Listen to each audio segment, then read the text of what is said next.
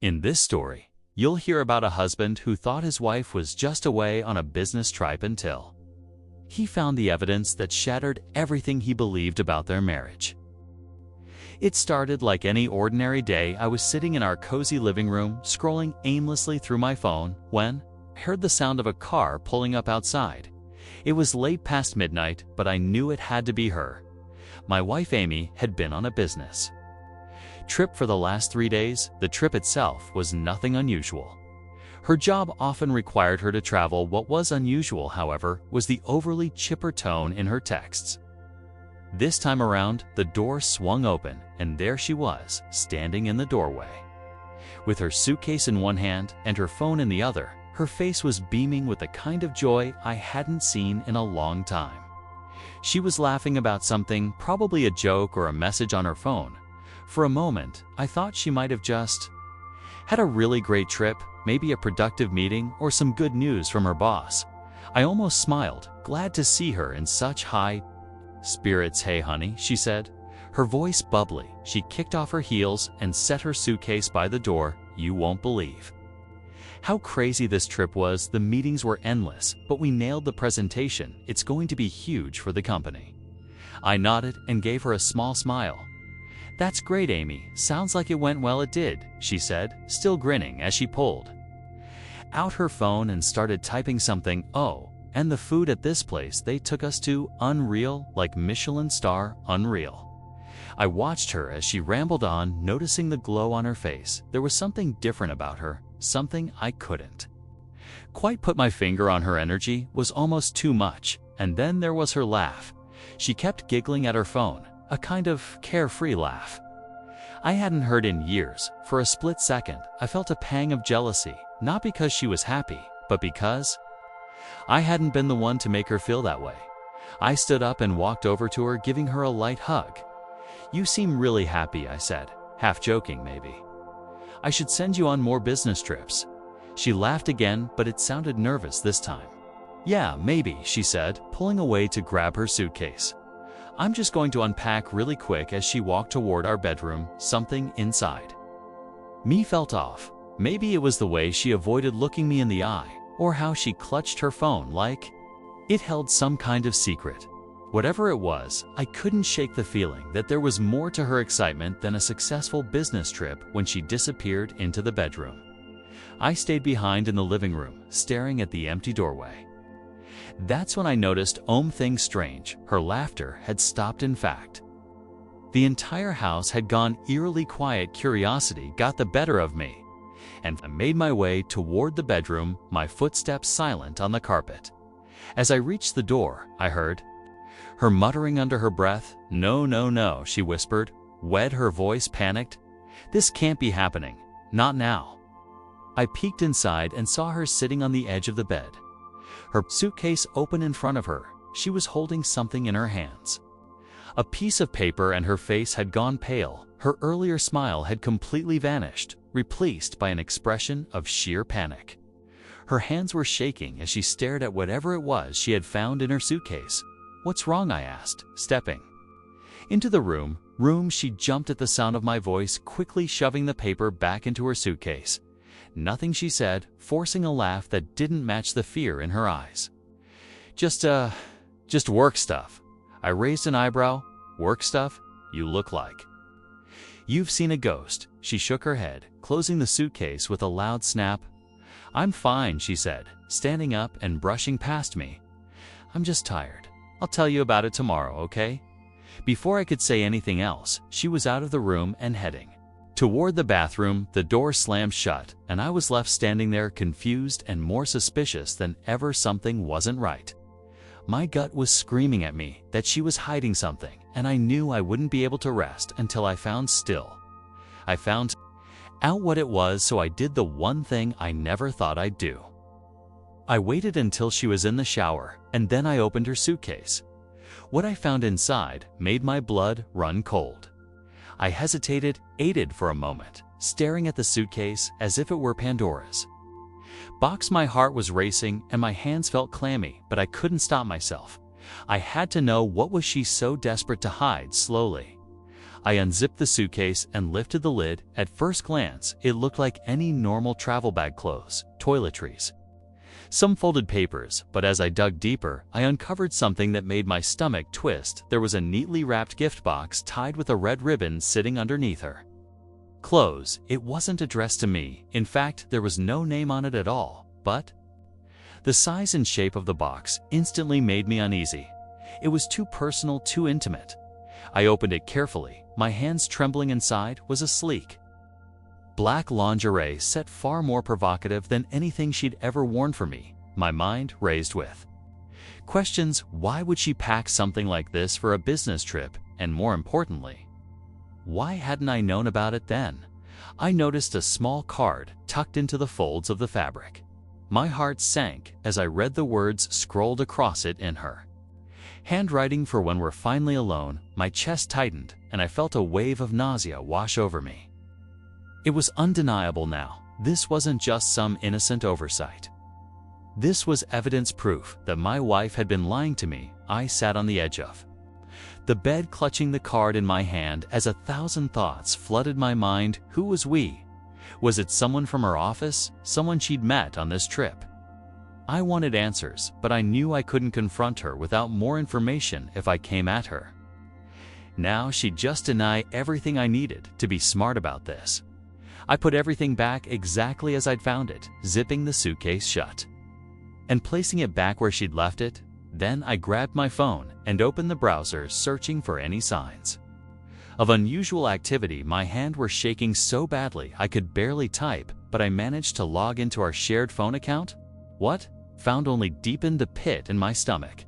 Her call log was full of numbers I didn't recognize, many of them with long call durations. One number in particular stood out. It had been called every day of her trip, sometimes multiple times. My pulse quickened as I copied the number into a reverse lookup site. The result came back almost immediately. It belonged to a man named Ethan Wren. The name meant nothing to me, but the implication was clear.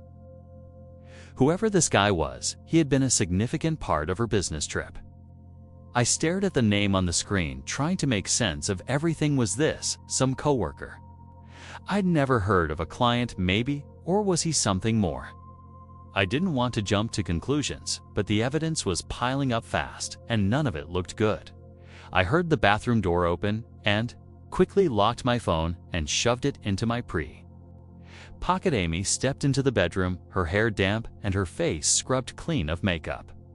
She looked at me with a strange mix of guilt and caution, as if she could sense that I knew something was wrong. "You okay?" she asked, her voice a little too casual. "You look pale." I forced a smile. "Yeah, I'm fine, just tired," she nodded, but her eyes lingered on me for a moment longer than necessary. Then she climbed into bed and pulled the covers up to her chin, closing her eyes as if nothing had happened. I lay down beside her, staring at the ceiling, my mind racing with possibilities. That night, I didn't sleep awake. I couldn't. Every time I closed my eyes, I saw the card, the lingerie, and that name, Ethan Reynolds. I knew I had to dig deeper, but I also knew I couldn't let her know I was onto her, not yet. As the first light of dawn filtered through the curtains, I made a decision. I was going to find out the truth, no matter how painful it might be. I grabbed my phone and started making plans. If she thought she could keep this secret from me, she was in for a rude awakening the next morning. I decided to play it cool. I couldn't risk tipping her off, not until I had all the pieces of the puzzle. Amy woke up as if nothing had happened, humming a tune as she made coffee in the kitchen. Watching her, you'd think she didn't have a single worry in the world, but I couldn't unsee the panic on her face from the night before. It haunted me. Over breakfast, I tried to get her talking. "So, any exciting stories from the trip?" I asked, casually sipping my coffee. She froze for just a fraction of a second before flashing me her usual smile. "Not really," she said, shrugging. "It was mostly just work stuff, meetings, presentations, the usual, nothing fun." I nodded, pretending to believe her. "Must have been exhausting." "It was," she said, glancing at her phone, "but it was worth it. The client loved our pitch, and we might even close the deal next week." Her response was smooth, almost too smooth. I knew she was lying. But I didn't press her. Instead, I focused on my plan. I needed to gather more evidence, and for that, I needed access to her phone after breakfast. She headed to the shower, leaving her phone on the kitchen counter. My heart raced as I grabbed it and opened it. She'd always been careless with her passcode. It was still our wedding date, ironic as that was. I quickly navigated to her messages, my fingers trembling. There it was, a string of texts between her and Ethan Reynolds. My stomach churned. As I read the messages, Amy, can't stop thinking about this weekend. It was perfect. Ethan, you were perfect. I miss you already. Amy, me too. I hate sneaking around, but it's worth it. I felt like the air had been sucked out of the room. The messages were explicit, leaving no doubt about what had happened on her so-called business trip. My chest tightened as I scrolled further, finding photos. She'd sent him selfies in a hotel room, her in that same black lingerie. I couldn't look anymore. I locked the phone and put it back exactly where I'd found it when she came out of the shower. I pretended nothing had happened. I'm heading out for a bit, I said, grabbing my keys. Need to run. Some errands, okay, she said, barely looking up from her phone. See you later. As I drove away, I felt a mix of anger, heartbreak, and determination. I wasn't the kind of guy to let something like this slide, but I also wasn't impulsive. I needed to be methodical to make sure I didn't just confront her without a plan. I pulled over in a quiet parking lot and called a private investigator. I'd never imagined I'd need one, but desperate times called for desperate measures. The investigator, a man named Jack, listened patiently as I explained my situation. I'll take the case, he said. I'll need her schedule, any details about this guy, and access to anything you can provide. Emails, phone logs, social media. I gave him everything I had, including the messages I'd seen that morning. Jack assured me he'd start digging immediately and promised to keep me updated. As I hung up, I felt a small sense of relief. At least now I was doing something. Over the next few days, I acted like nothing was wrong. I laughed at Amy's jokes, listened to her stories, and even kissed her goodnight. All while knowing what I knew, it was the hardest thing I'd ever done. But I kept reminding myself that the truth was worth the wait. Then one evening, Jack called. We've got something, he said, his tone serious. You're going to want to see this. The phone call from Jack had left me on edge. He didn't go into detail, just said he had something I needed to see, and insisted we meet in person that night. As Amy sat on the couch scrolling through her phone, I couldn't help but glance at her, wondering how she could sit there so calmly while keeping such a huge betrayal hidden. Every smile, every casual remark from her felt like another twist of the knife, but I played my part. I pretended everything was fine, even though the storm brewing inside me was getting harder to contain. The next morning, I made up an excuse about a last-minute work meeting and headed out to meet Jack at a small diner on the edge of town. He was already there when I arrived, a manila folder sitting on the table in front of him. My heart was pounding as I slid into the booth across from him. You're not going to like this, Jack said, his voice low and serious. He pushed the folder toward me, his expression grim. But you need to see it. With trembling hands, I opened the folder. The first thing I saw was a series of photos, grainy but clear enough to make out the faces. There was Amy laughing and leaning into a man I recognized immediately. Is Ethan Reynolds. They were sitting together at what looked like a hotel bar. Their body language unmistakably intimate. One photo showed Ethan with his hand on her thigh. Another showed them holding hands as they walked into the hotel elevator. My stomach churned, but the worst was yet to come. Jack pointed to a USB drive tucked inside the folder. There's more on here, he said. Surveillance footage from the hotel. It confirms everything. I couldn't bring myself to watch it. There in the middle of the diner, just seeing the photos was enough to make my blood boil. How long has this been going on? I asked, my voice barely above a whisper. From what I've gathered, at least a few months, Jack said. They've been meeting up whenever she travels for work. This wasn't a one-time thing. I felt like the floor had been ripped out from under me. Months she'd been lying to me for months. Sneaking around with this guy while I stayed home, trusting her, loving her. The betrayal was overwhelming, but I forced myself to stay calm. I needed to think clearly. What else did you find? I asked. Jack hesitated. There's one more thing, he said, pulling out a printed document from the folder. It's a booking confirmation for a weekend getaway. She and Ethan have another trip planned in 2 weeks. Looks like they're heading to a resort in Miami. My hands clenched into fists as I stared at the paper. She wasn't even trying to stop. She was already planning her next rendezvous.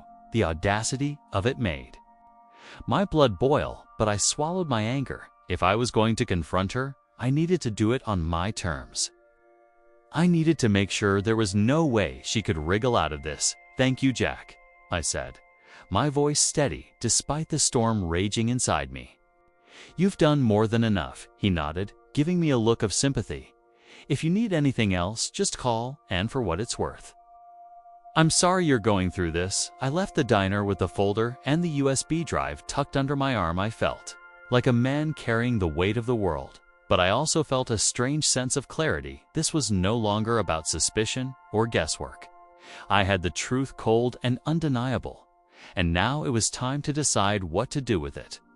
That evening, I sat in my car in a Desert Ed parking lot, staring at the USB drive in my hand. I knew I needed to see the footage, but part of me was terrified of what I'd find. Still, I couldn't look away. I plugged the drive into my laptop and opened the files to videos. Were timestamped and arranged in chronological order. The first clip showed Amy and Ethan meeting in the hotel lobby, their faces lighting up as they saw each other. The next clip showed them at the bar, laughing and talking like a couple on their honeymoon, and then there was the elevator footage, just a few seconds of them kissing before the doors closed. My chest tightened as I skipped to the final clip showing them entering a hotel room together. The timestamp confirmed it was late at night, and they didn't come out until morning. I closed the laptop and leaned back in my seat, feeling like I'd been punched in the gut. The evidence was overwhelming, but it also gave me a strange sense of power. For the first time in days, I felt like I had the upper hand. She thought she could keep this hidden, but now I had everything I needed to expose the truth. Confronting her wasn't enough. I wanted her to feel the weight of what she'd done, but I also wanted to do it in a way that left no room for excuses or denials. She had lied to me. I thought you mentioned something about Miami a few weeks ago. Her reaction was priceless. Her hand tightened around her mug, and for a moment, she looked like a deer caught in headlights. Oh, that's not confirmed yet, she stammered. I'll let you know if it happens. Cool, I said, forcing a smile. Let me know. Maybe I'll come with you this time. Her nervous laugh told me everything I needed to know. Over the next few days, I kept my poker face intact, pretending life was normal while quietly setting up my confrontation. I made a backup of all the evidence, the photos, the texts, the videos, and stored them on multiple devices. I even printed out a few key screenshots just in case this wasn't going to be a screaming match. I wanted cold, undeniable proof that left her no room to squirm. Then came the perfect opportunity. One evening, as she scrolled through her phone on the couch, I brought up an old memory. Hey, remember when we used to watch those true crime shows together? I asked, keeping my tone light. She glanced up, smiling. Yeah, those were fun. Why? I was thinking we should watch something like that again, see how people unravel mysteries, expose secrets. I let my words hang in the air, watching her reaction. Her smile faltered slightly, and she shifted uncomfortably. Sure, maybe sometime, she said, her voice tight. That was the last piece of the puzzle. I'd planted enough doubt to make her uneasy, and now it was time to pull the rug out from under her. The following night, I set the stage. I invited her to sit down with me in the living room, telling her I wanted to have a serious talk. She looked curious, but not overly concerned. She had no idea what was coming. As she sat down, I placed the manila folder on the coffee table between us. Her eyes darted to it, and I could see the faintest flicker of panic in her expression. What's that? she asked, her voice shaky. Something I need to show you, I said, keeping my tone calm. But first, I need to ask you something. Is there anything you want to tell me? Amy, anything at all? She froze, her face draining of color. What do you mean, you know exactly what? I mean, I said, my voice firm but controlled, I'm giving you one chance to be honest with me. If there's something you've been hiding, now's the time to come clean. Her lips parted, but no words came out. She looked like she was trying to come up with an excuse, but nothing would come when she didn't respond. I opened the folder and slid the photos across the table. These are from your business trip, I said. My voice, colder now, recognized them. Her eyes widened as she stared at the pictures, her hands trembling. I can explain, she stammered. Oh, I'm sure you can, I said, cutting her off. But before you do, maybe you'd like to see this. I pulled out my laptop and played the elevator footage. The color drained from her face completely. It's not what it looks like, she whispered. It's exactly what it looks like, I snapped. You lied to me, you betrayed me, and you thought you could get away with it. She opened her mouth to speak, but I wasn't done. I know about Ethan. I know about Miami. I know everything, Amy. So tell me, how long were you planning to keep this up? Were you just waiting for me to find out? Tears welled up in her eyes, but I didn't feel the slightest bit of pity. This wasn't a moment for sympathy. This was the moment. She had to face the consequences of her actions. Amy sat frozen, staring at the evidence laid out before her. The tears in her eyes spilled over, but I wasn't moved. This wasn't the time for her crocodile tears. I wanted the truth, raw, unfiltered, and without excuses. I'm sorry, she whispered, her voice breaking. It just happened. I leaned back in my chair, crossing my arms. It just happened. That's the best you've got. Amy, affairs don't just happen. You made deliberate choices. You lied to me, planned trips, snuck around. Don't insult me by pretending this was some accident. She looked down at her hands, wringing them together, as if that would somehow erase the weight of what she'd done. I didn't mean for it to go this far, she mumbled. Go this far, I repeated, my voice rising. You've been sneaking around with this guy for months, and you're already planning another trip to Miami with him? How far were you planning to take this? Were you going to run off with him, leave me behind like yesterday's trash? She shook her head frantically, her voice rising in desperation. No, I swear. I wasn't going to leave you. What I interrupted, slamming my hand on the table. Wanted a little excitement. Something different. Was I not enough for you? Her silence was deafening. She couldn't even look at me, and that, more than anything else, told me the answer I already knew. For a long moment, neither of us spoke. The weight of everything hung heavy in the air, suffocating. Finally, she broke the silence. I never stopped loving you, she said, her voice barely audible. I let out a bitter laugh. You don't do this to someone you love, Amy. You don't lie to their face, betray their trust, and sneak off to hotels with someone else if you love them. So spare me that line, because I'm not buying it. Her tears came harder now, and she buried her face in her hands. I don't know why I did it, she sobbed. I was stupid, selfish.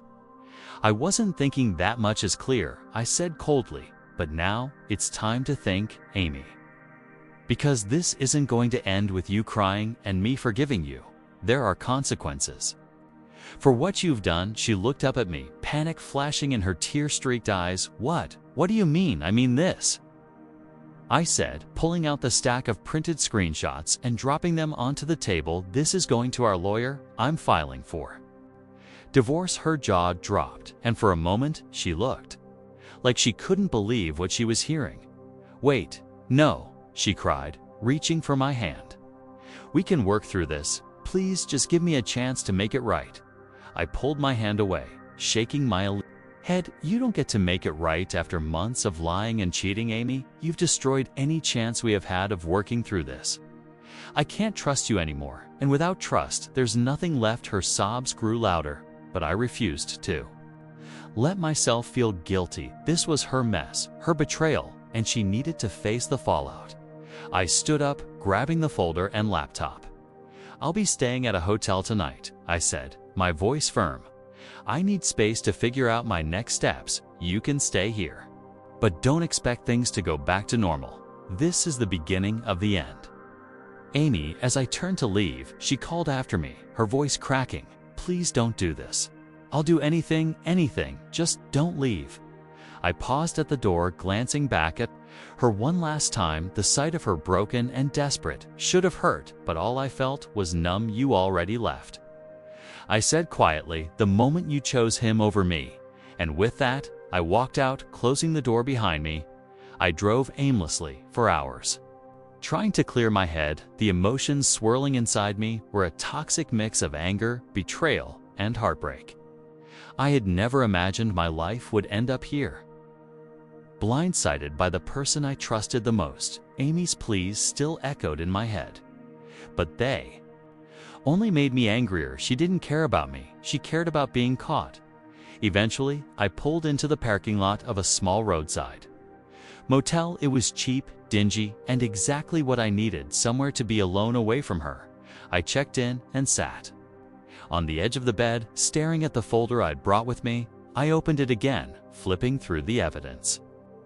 Every photo, every message, every details solidified my decision. There was no going back. Amy had crossed a line that couldn't be uncrossed. The next morning, I called a divorce attorney. His name was Alan, and he came highly recommended by one of my coworkers. I told him everything about Amy, about the affair, about the evidence I had. He listened without judgment, then laid out my options. "With the proof you've got, this could be straightforward," Alan said. "But it depends on what you want out of this. Are you looking for a clean break or something more?" I thought about it for a moment. Part of me wanted revenge, to make Amy feel the same pain she had caused me, but another part of me just wanted it to be over. "I want a clean break," I said finally, "but I won't let her walk away." And scoffed, "She has to take responsibility for what she's done." Alan nodded. "Fair enough, we'll start drafting the papers today. Do you have a place to stay for now?" "Yeah," I said, though the motel hardly felt like a place to stay. "I'll manage." After hanging up, I felt a strange sense of relief. For the first time in days, I had a plan. I wasn't just wallowing in my misery. I was taking action. Later that day, I got a call from Jack. "There's something you should know," he said, his tone serious. "Ethan's wife found out about the affair." I blinked, caught off guard. "He's married." "Yep," Jack said, "and his wife isn't taking it well. She's threatening to go public if Amy doesn't back off." A bitter laugh escaped me. The irony was almost too much. Amy wasn't just destroying our marriage, she was wrecking someone else's life to let her go public. I said, "Maybe Amy needs to feel what it's like to have her world crumble around her." The days that followed were a whirlwind, but not in the way I had expected. Alan moved quickly with the divorce papers, and I ensured everything was ready to go. Amy, meanwhile, seemed like a shadow of her former self. Her confident, bubbly demeanor had vanished, replaced by a quiet, desperate sadness. She tried to apologize again, but I held firm. "I can't do this anymore, Amy," I told her during one of our last conversations. "I deserve better. You made your choices, and now you have to live with them. I'm done being your safety net." Her tears didn't affect me anymore. I had spent too many sleepless nights mourning the life I thought we had, but now I was ready to let it go. The divorce process was surprisingly smooth. With the evidence I had, Amy didn't fight me on anything. We split our assets fairly, and I walked away with the house. Ethan's wife, as it turned out, did go public with the affair, and the fallout was brutal for both Amy and Ethan, but that wasn't my concern anymore. What surprised me the most, though, was how freeing it felt to let go of the anger and betrayal. I realized I had spent years in a relationship that wasn't as solid as I thought. Losing Amy wasn't the end of the world. It was a new beginning. I threw myself into rebuilding my life. I reconnected with old friends, picked up hobbies I had long neglected, and started focusing on my own happiness for the first time in years. It wasn't easy. There were still moments when the pain crept back in, but those moments grew fewer and farther between. One evening, a few months later, I found myself at a coffee shop reading a book and enjoying the quiet. That's when I met someone, Rachel. She was sitting At the table next to mine, struggling to balance her coffee cup and laptop need a hand? I asked, smiling. She laughed, her eyes lighting up. Thanks. I swear, I'm usually more coordinated than this. We started talking, and before I knew it, hours had passed. Rachel was kind, funny, and easy to talk to for the first time in what felt like forever. I felt a spark of hope as we exchanged numbers and said goodbye that evening. I realized something: I wasn't broken anymore. Amy's betrayal had hurt, yes, but it hadn't destroyed me. I was stronger now, more confident in who I was and what I wanted out of life. Moving on didn't mean forgetting what had happened. It meant choosing to focus on the future instead of the past. And as I walked out of that coffee shop, I felt lighter, freer, and ready to embrace whatever came next. Sometimes life throws curveballs that force you to reevaluate everything. But in the end, those challenges can lead to something better if you let them. My story didn't end with betrayal. It ended with a fresh start, and for that, I'm grateful.